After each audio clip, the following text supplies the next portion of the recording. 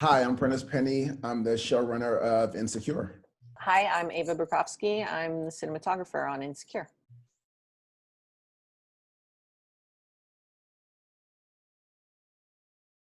For me, it feels incredible. Obviously, you don't do it for that, purpose, but you want your show to be considered, amongst the best shows out there. And I think certainly as a show about people of color, to see our art and our humanity be viewed just as important as everybody else, to me is the most important thing, especially, right now with what's happening in our world.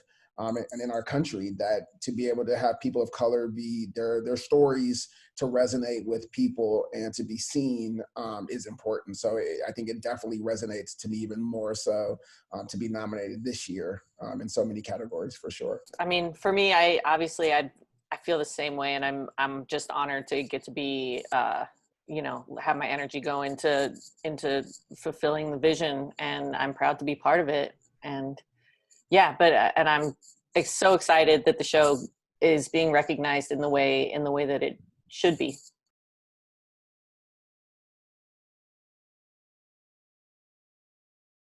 I think the writing has developed and changed, I think, in a really cool way in the way that television is being made now.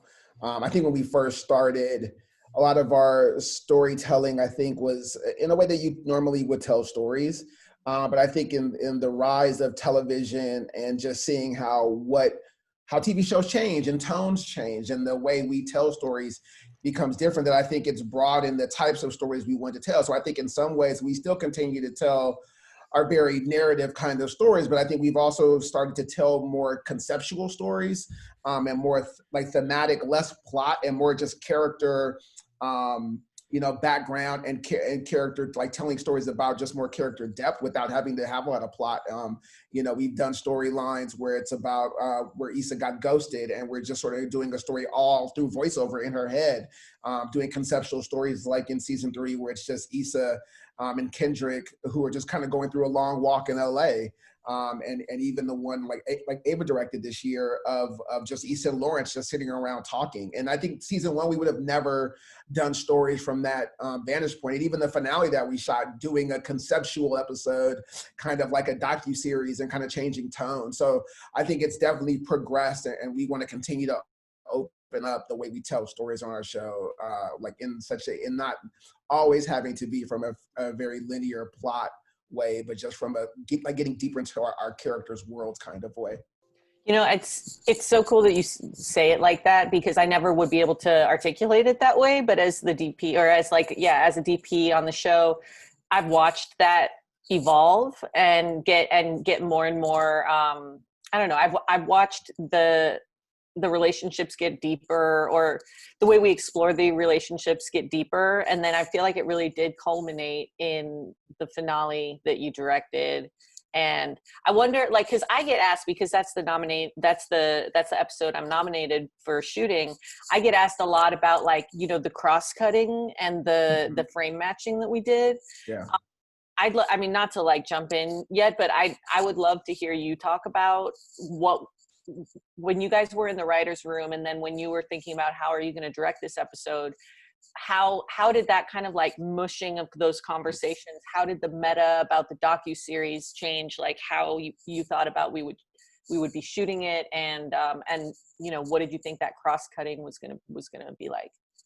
I think that's a great question. And I think to the point, which is, and I'll take a step back and even like, I think it further goes back to like why we hired you in the beginning. Like, I think when we were transitioning from season 1 to season 2, like one of the things that Melina wanted to do was continue to push our visual style.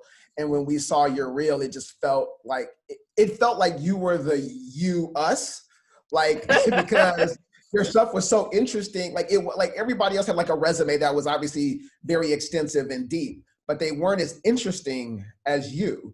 And I think we kind of felt similar. Like we kind of felt like we're this ragtag group who got to like even make this show. And like Melina had never done, narrative before the show. Issa had never been a star of a show. I had never run a show. You know what I mean? So we all kind of felt like we shouldn't even be here anyway. So it kind of felt like, let's bring another person in here who should be here. And so that energy just became infectious to want to like push the show. And so I think, having directed the first in season 2 and season 3, I was still approaching, I believe, the directing like a writer. And then what really happened was, for me, going to go make my own movie became a much different animal, and it made me approach, and I just learned so much from, again, I've been blessed to watch you, and I got to watch another DP, and to be able to articulate and just try different things visually in a movie that I couldn't necessarily feel I didn't know to do, and necessarily probably didn't want to push as far because it was still like had to play within the sandbox of our show. But then going to go do the movie, I just was like, oh, I've learned so many more things, and I've watched so many more movies since then that I started to have a director's eye more towards that. So saying all that to say, when we were breaking the finale, I was pitching things from a visual standpoint of how to tell our stories. So like, we don't have to be so linear. I was like, oh, well, look, what we're looking for her, but we're filming that part. We break it like a docuseries. Like, let's break the story that way, because I was thinking visually that might be more interesting. And then to piggyback to that, when we were writing the last moments of Condola, Issa, Lawrence in the room, the original way that we broke it was like, Lawrence comes into the room.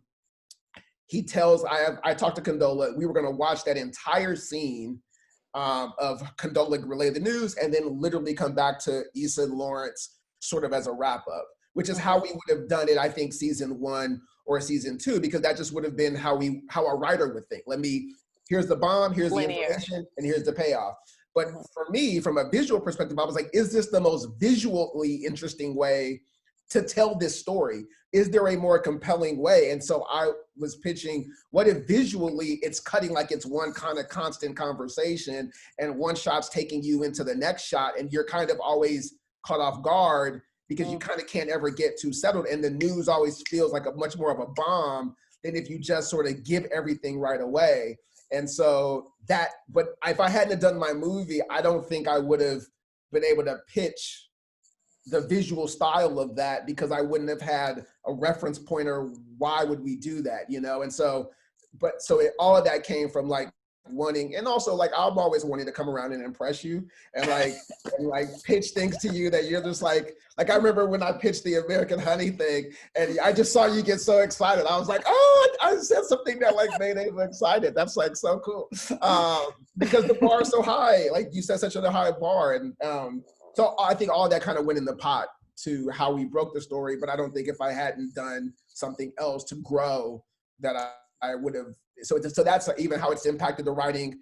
And I just was I felt much more confident to articulate what I wanted to do and how to push us to get out of because I felt like in season 2 in the finale was when we really started to like take some of these conceptual things and push the show in a new direction on how the finale was shot. And I think that was a big impetus, at least for us.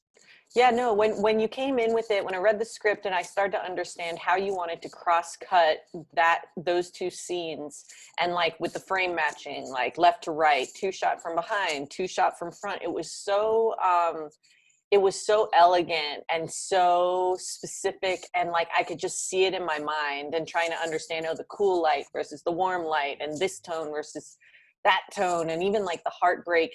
You feel the heartbreak so much on Issa's face, and that being in this like beautiful daylight. I just felt like the whole, like when you came with that, when I read the script and when we talked about like, the ideas and what we wanted to do, I was just like, oh, this is like stepped up. This is like because I felt like that the whole season I was being challenged in new ways. And like, I feel like we all did our best work on the show this season. I think everybody did. I mean, it's just been a natural evolution, and I'm so proud of all of it. But this season felt like really like, oh yeah, we really hit like a stride of some kind. But that finale, I don't know, like that style of directing and that style of writing, directing partnership felt, I don't know, exciting. And that's like, I don't know, I hope that's where TV's going overall. It's cool though, because I get asked about that because of that's the episode I'm nominated for, and I just always try to break it down and actually you should be doing it, because the way that you visualize that cross-cutting thing is so much a part of I don't know what makes that episode so special. I mean, there are a lot of things. I love the way that we just like went handheld, went all crazy, put on wider lenses when during the looking for Amanda part. I'm not Amanda, Tiffany, but you know, Amanda.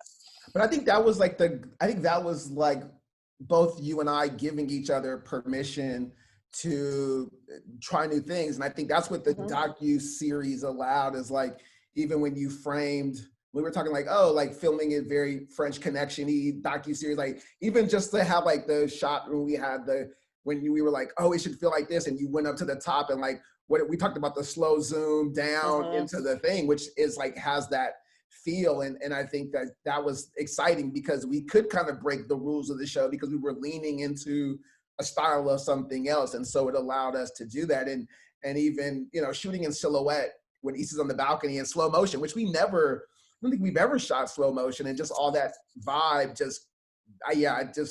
when we went, like when you were, I was so excited to watch you just out there grab the camera and just to like be back in that spot and like find those flares and like find all that. It was just beautiful. It was like, but I felt like film school to me again, like just, you know what I mean? Like, so we had this giant crew, but it was kind of like you were out there and I was on the thing and we were just like, yeah, grab this, grab that. It was just like two people making a little student film. That was the best. I mean, I think about that and it's like, I love our crew. I think we work so well together. We have so many talented people, but sometimes I'm like, no.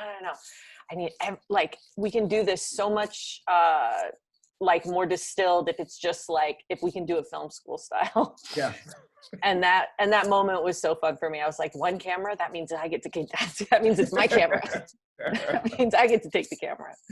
And yeah, that was really fun. And it was definitely the most like challenging thing to shoot for me this season. And that was, I don't know, there's something about like also just feeling like we're at the place where we can all play a little bit and you being like, I want to shake up the way we shoot for this episode. And this is how, and this is why. And then just like, I don't know, taking that conceptually and artistically, it was a real joy. It was a real joy. And I'm really glad that episode is like getting so much attention because I think it's, I don't know, it's my favorite.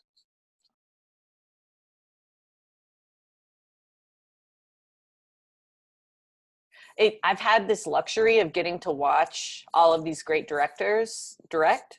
And so I've like, you know, as sort of like the DP who came in and like, you know, got like plucked. I love the way that you said that, Prentice. Like you like found people with all these resumes and all this stuff, and they were less interesting. You found this weird thing that like was like what did you say? You were like the us of you. Yeah. And I was not an obvious hire at all. And honestly, when I went in, I was like, when I went in and I met you guys the first time, I remember it so clearly. I was like, I'm not going to get this job, but I love the show. And I had actually I've seen the whole show and I was already a fan. And I was like, so I'm just going to say exactly what I think. And I won't get the job, but at least they'll know really what I think.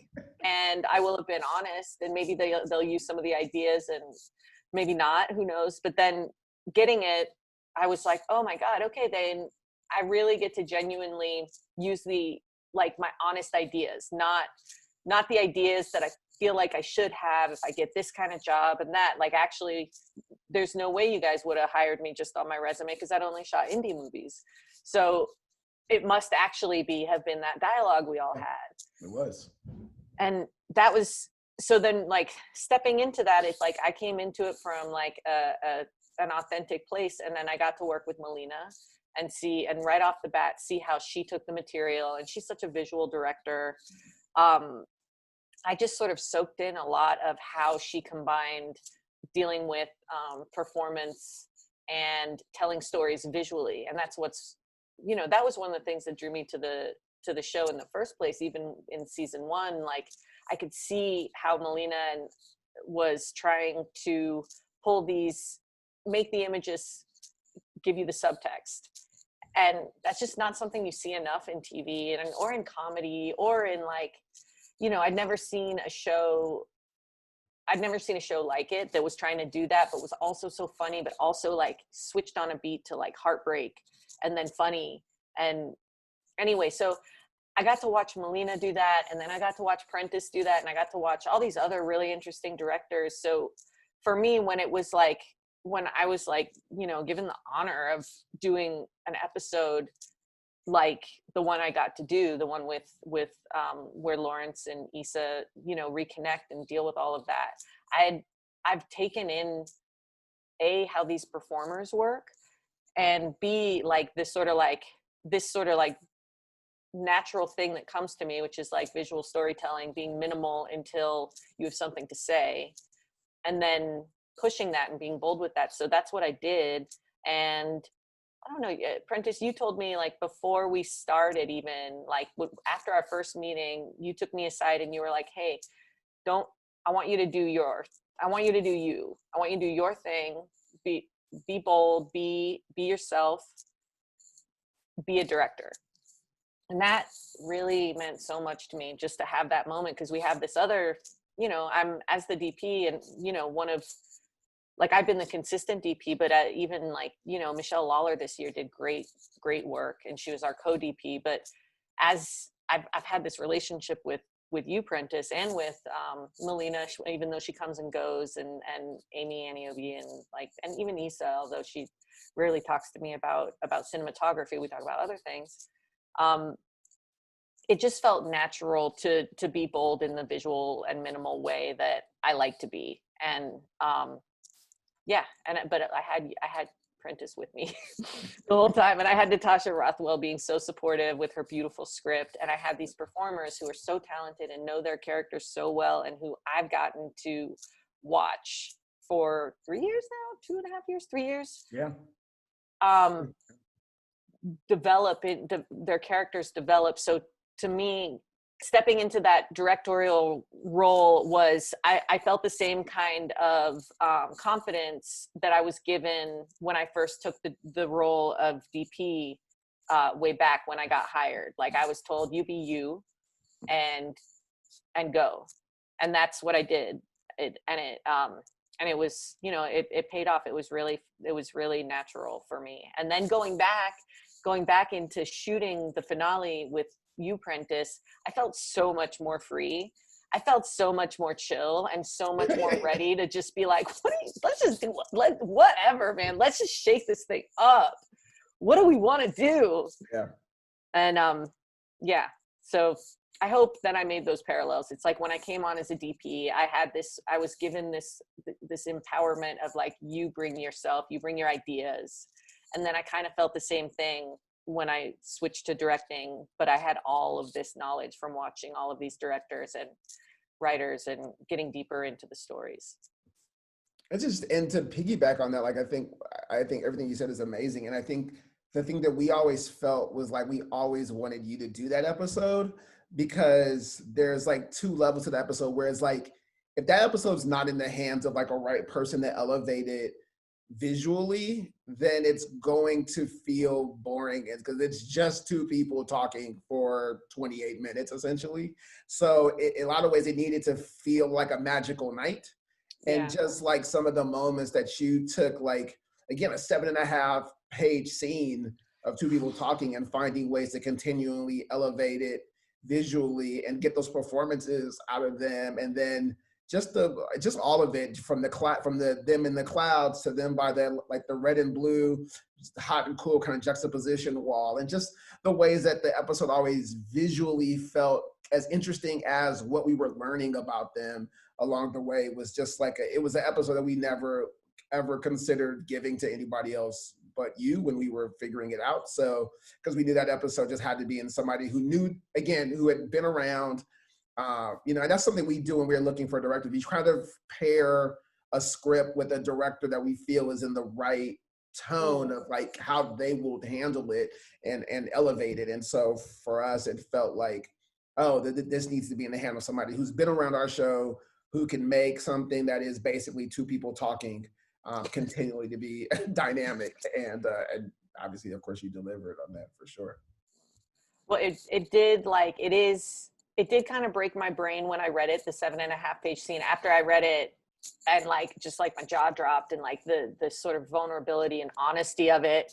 Right. And then I was like, oh shit, I have to shoot this now, and I have to make people feel the way I just felt. Yeah. Okay. And so, you know, I had my plan, and we were able to find it. And it was interesting, that feeling of when you do your first read through on set, where they read the words and then they do their first sort of pass through. At that point I was still really, really nervous. But when we did our first good take with 2 cameras rolling and like the 2 wides, I was just like, okay, this is going to be fine. And I picked that one place to do the push in, and I was like, I don't know, I think I just learned this from Melina: minimal but like specific, you know. And I just tried to like not freak out and do something else.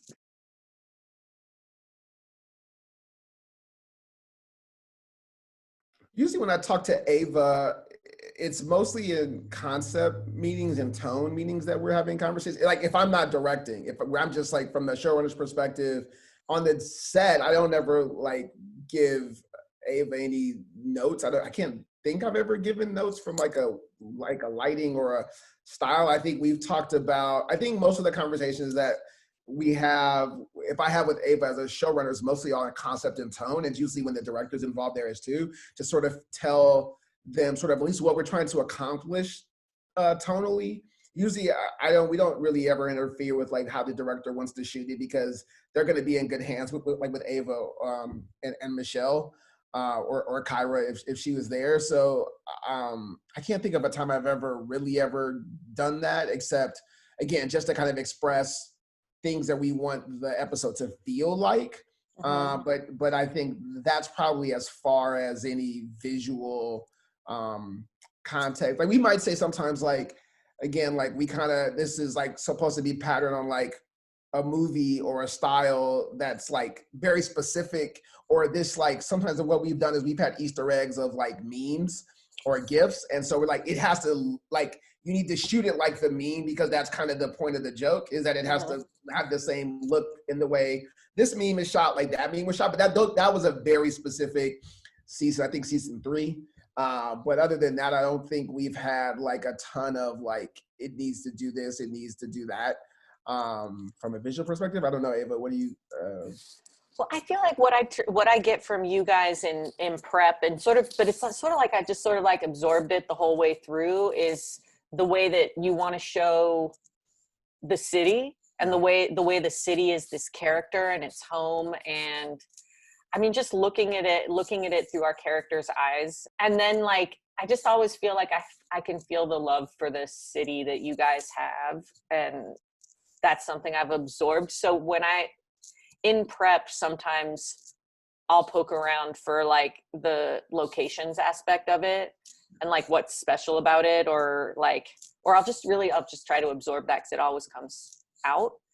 And finding the locations process is so specific, because the locations are so specific. I'd love to know, Prentice, like how you guys pick your locations, and like you know, I know how I come about shooting them, but I'd love to know how you guys come about like finding them, and like if they're from memory or they're from like, because you guys literally are like, yeah, on the halfway down that block on like such and such street, there's a thing with an awning, but behind that is, you guys know it so well. Yeah, I think that comes from like, I mean, to your point, is like, you know, Issa and I both are born and raised here. So and we grew up a block over from each other in that area. So and then cool. For a while we both lived in Inglewood around the corner from each other. And then now we both live in another part kind of around the corner from each other. So I'm just kind of like stalking her. But to your point, is because we know it so well, like Issa and I've always felt like we wanted to show like the way that like Woody Allen or Spike always films New York, right? Where it's kind of like a constant love letter to the city and to areas that we felt like in LA, the only parts that kind of get love from a visual perspective were at least on like Entourage or something, where you're like, of course, it's like, it's not hard to make Malibu and Beverly Hills and all that look like amazing. It's like, yeah, it's the beach and it's these beautiful homes and stuff like that. But like you never see, and typically if you see areas where people of color, we get kind of lumped into all, it's like every area with Black people is just considered South Central, right? Which isn't like obviously true, but also like any of that area it's always, to your point, it's in storylines where there's violence, or there's storylines where it's not just like, oh, there's beauty in these areas too, where like, again, we want the show to always be about our beauty, not our burden. And so it's like, how do we shoot areas like Simply Wholesome or anything on Slauson or in Crenshaw and give it the same artistic backdrop and the same artistic beauty that you would give Beverly Hills or a skyline in Brooklyn or any of that territory. It's like how do we make Crenshaw, Slauson, La Brea have, just because for the people that live there, it is beauty, right? Like that is beautiful. Like all of our memories there are so beautiful. And so like for us, it's like, oh yeah, like, so sometimes we'll pick things based on just where the character would go.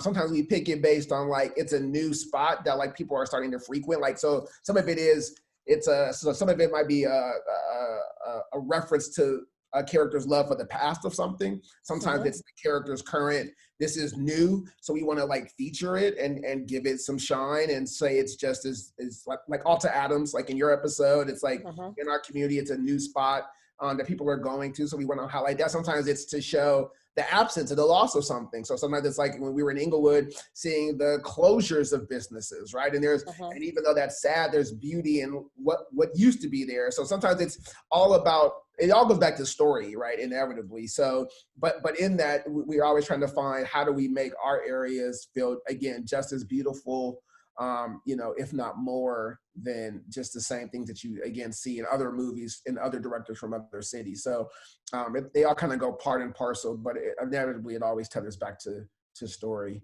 That's interesting, because I never thought about that with Spike Lee and with Woody Allen and comparing it to those, but that's exactly what we're trying to do. We're trying to show like the depth and the like humanness and of like neighborhoods that are just like not the same. Yep. Yeah. That's a part of like joining the team that and a way of telling stories that has been so fun for me. I love understanding location as like a character, as like an evolving like thing. And it's so beautiful there's so many beautiful places we've gotten to shoot. So.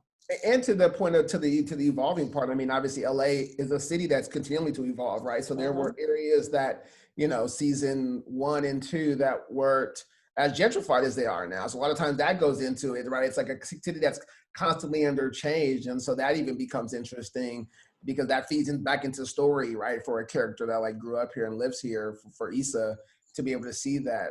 Because there's the obvious parts that we film in LA, like where Molly lives downtown. And, we're always going to have some of that just because like it's LA. So you're always going to have some of that vibe, but to be able to be like at least 80% of the show kind of exists within like a 2 to 3 mile radius, just becomes interesting, visually, because also to that point, it hasn't been shot on film the way you shoot it on film. I think that's the difference, right? It's like everybody knows this version of neighborhoods that are in Strata, Compton, or Men's Society, or Boys in the Hood, or things that feel that way, right? But they're never shot like they're shot in our show, I believe. And I think that's also the fresh part is you go like, oh man, like I love when people go like, where is this? Or when people go, oh my God, you made like Orleans and York look amazing. You know what I mean? It's like, I think that's I think a testament to you and how you elevate what we see on camera is like you make it beautiful. So I think that all just, is amazing.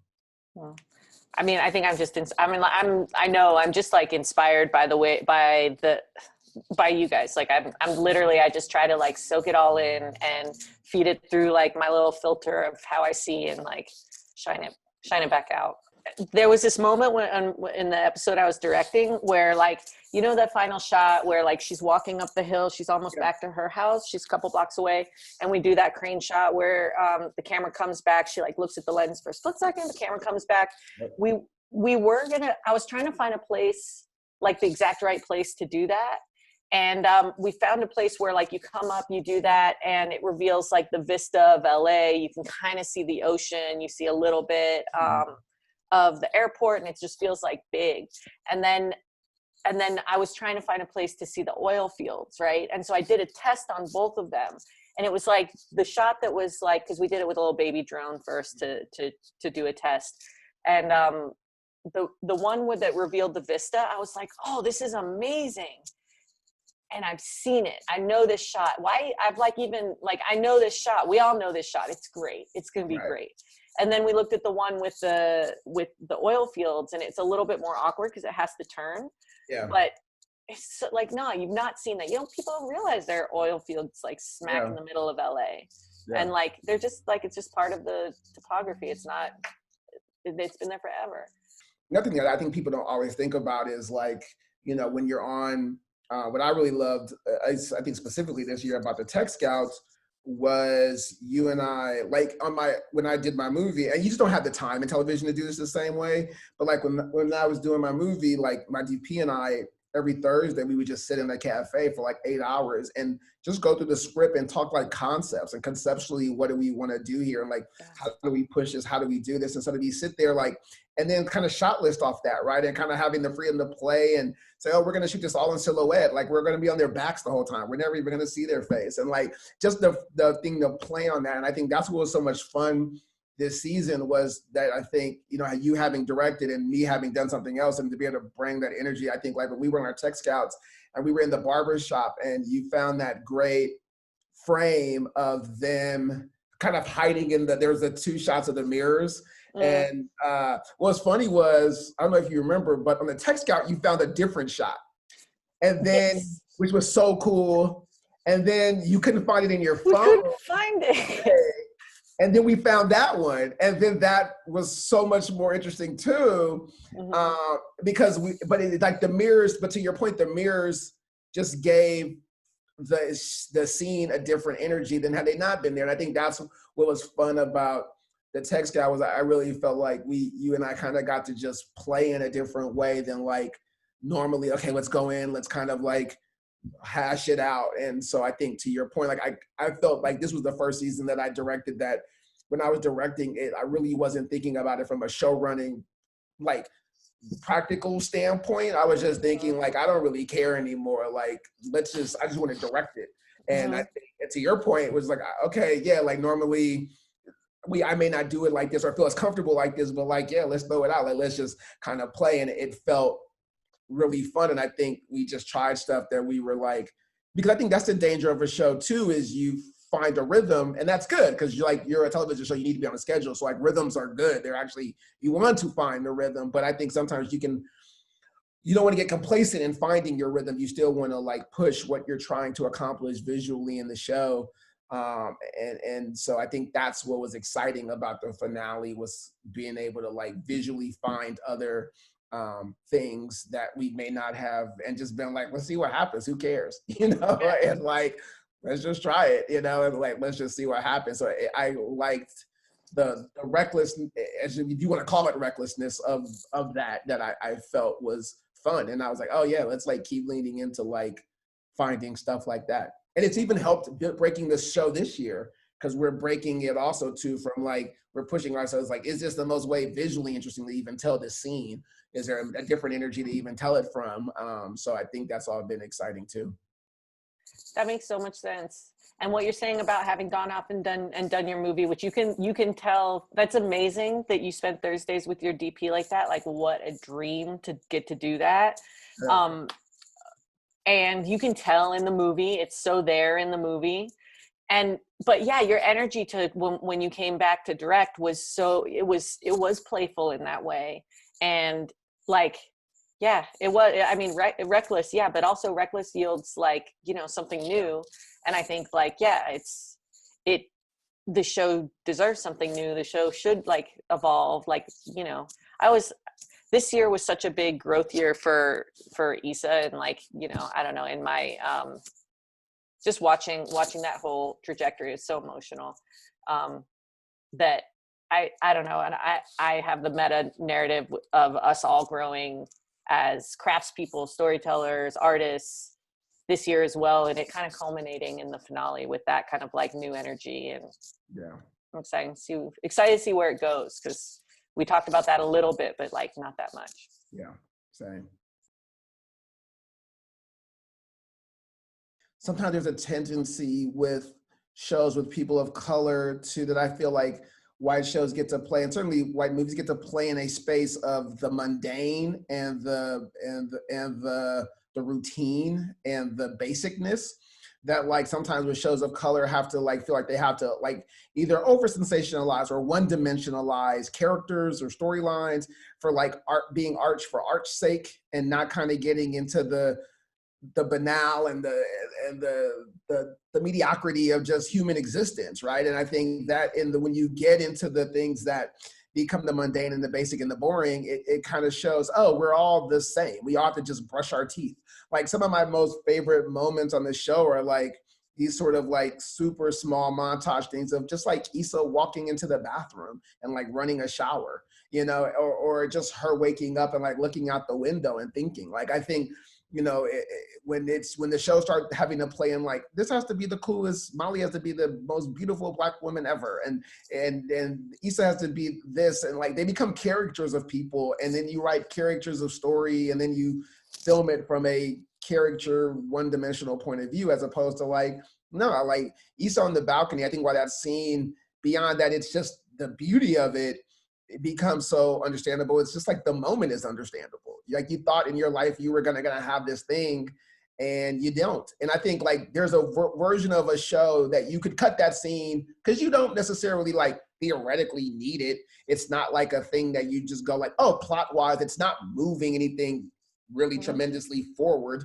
from a story plot perspective, but from a humanity, just understanding the way like making this character three-dimensional, it's absolutely necessary because it just shows that we're all this moment. This is something we all would be feeling right now. And if you're not smoking weed, maybe you're taking a drink or you're out there just against the rails, just thinking. Like I think that moment is just allows you to understand this character is a person, and not just here for your amusement or that can't just sort of be put into a box. And so I think those are my favorite moments of this show because we all know how like the comedy beats should go. We all understand that like the drama of the shows and breakups, those are all things. But I think I love the smaller moments in the show where the characters are just sort of existing. And we know kind of what they're thinking because we know these characters by now, but then also B, we understand the moments. The moments are human moments. And I think those little like connector vignettes I love in our show because they just kind of set a mood and a tone that like these are real people who are going through real things, just like we all would. So I think those are the moments that really help make our show be different than like if this was a show on network television where you're kind of just telling the story linearly to plot to plot to plot. So I think those moments go a long way in just like seeing again the character's humanity in the show, and I can't imagine the show without those moments. They're tough to film because they take as much time to light. Because I mean, Ava's dope, so they take as much time to light as like a 5-person scene. Like whenever I'm like a day that our show is the opposite. Like normally, if a show has like 4/1/8 of a page, you're like, we're out of here in like 2 hours, 3 hours. With us, if I see an episode that has like a 4/8 of a page on a day, I'm like, oh, this is going to be a 12-hour day. But if I see a scene that has like 3.5 pages, I'm like, oh, this is going to go quick because it takes the same amount of time to light it, and we're going to eat up so much page count. But those 1/8 of a page, but when you get them, they're because you're shooting like one little thing here, and like you might be shooting a hand, and you might be shooting a thing, and they're beautiful. You need them, and so they're all worth it. Because at the end of the day, it's like a thing on 1/8 of a page on our thing that might be like 3 seconds in another show becomes like 25, 30 seconds because we're gonna find some amazing song and we're gonna just want to milk it. so they just become like beautiful. I almost want to call them vignettes. They're almost like little mini arcs in the stories as well. So you have to treat them the same. You can't minimize them. They have to still feel like even more so because they really do just. It's almost like silent movies. I mean, they're kind of like little moments like that. And so I just can't imagine the show without them. That's like one of my favorite. I mean, obviously I'm the DP, so I'm like, I love those moments, but I also just love them because they just ground it and make it human in this way that is visceral and you relate to. And it's just one more thing that's like, these characters are 3-dimensional. And yeah, and I wish I could you know, it's true what you're saying. Like 1/8 of a page, I'm like, okay, well, let's light it. It's like, as though it's a scene, and let's like get it just right. And it's maybe even needs to be more just right, Yeah, because more. there's no comedy in it necessarily. So you have to like you have to give the audience like the right thing. And 100%. yeah, yeah, no, I know, but I have also been like working on those and been like, is anyone yelling at me yet? Um, did the AD go to the bathroom, or are they like over there trying to like sharpen their hatchet to cut my hands off? I don't know. But they're great. Like to your point, like you need them because I agree. They totally ground the show in like real emotion and real moments. Like Mhm. yeah, I 100% agree. And Yeah, those the to me, it's like those are the parts of the show that I think either people love or they don't realize they love them and they need them. You know what I mean? It's like that thing that's like, oh, it's almost if you notice it, then you're just like, oh man, that's like amazing. And I think if you didn't have them subconsciously, you would be like, wait, something's off here.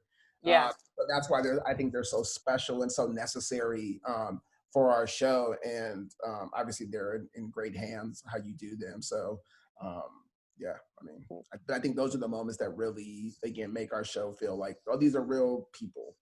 I love working on Insecure. I mean, it's been life changing in so many ways. I mean, I've been a part of the show since the pilot. So that was, I started working on the show in February 2015, which seems like a millennia ago by all that's happened in the world. But it's been life changing, not just professionally in terms of growing in my craft and watching television grow at the same time and kind of, you know, pushing myself as a writer. I've become a director since then, so that's been super exciting and growing another muscle. So, but it's been life changing personally to the people I've interacted with, from the people I've met, the way I've grown as a person in that time, just as a human being as well. And I'm excited to see where the show goes too. I mean, I don't want to give anything away going into season 5, but I think to all of the things that we're excited about is continually to push our storylines, to continue to push our visual storytelling. I think continue to push the way we tell stories through sound and music, and just all the like using all of the tools that you get to have in this medium and exploiting them to tell the most interesting and dynamic stories as possible is what I'm really excited about. And so yeah, those are the things I'm excited about going into season 5. For me, I like, yeah, I joined the show in season 2, and since then I mean, I can't even fathom how much I've learned. Like I don't even think I realize it, but when I look back and think about how I thought about shooting then and how I think about it now, the show has, and like all of the collaborators I've gotten to work with have brought, I don't know, have just like, I feel like I've just been in this amazing position where I get to try different muscles and work with people who help me in this way and push me in that way. And I look back at it and I just can't imagine who I'd be if I hadn't gotten this opportunity. And I feel like I've gotten more and more grounded in my shooting, and also more and more free. Like I feel like I understand whimsy more. Whimsy is the wrong word. I feel like I understand how to let go better. And it's like, it's always that trick with cinematography, is where to hold on tight and where to let go, and finding the places in the story to do those things. So I'm just grateful that I've like had this opportunity to have a place to grow and to like have people to grow with. And I can't imagine, I can't imagine not having that. But for moving forward, I feel like we've all grown different. We've all grown up together in some ways, and we all have these different muscles. And I feel like where we go next is going to be like, a, it's going to be wild. Like story wise, I don't know anything, and it's better that way, because I want to know, but I don't need to. It's better that way. But in terms of like the craft and the creative process, I feel like we all are have gotten so much stronger, that this season's going to be the sort of like the most virtuosic in an experimenting with craft kind of way.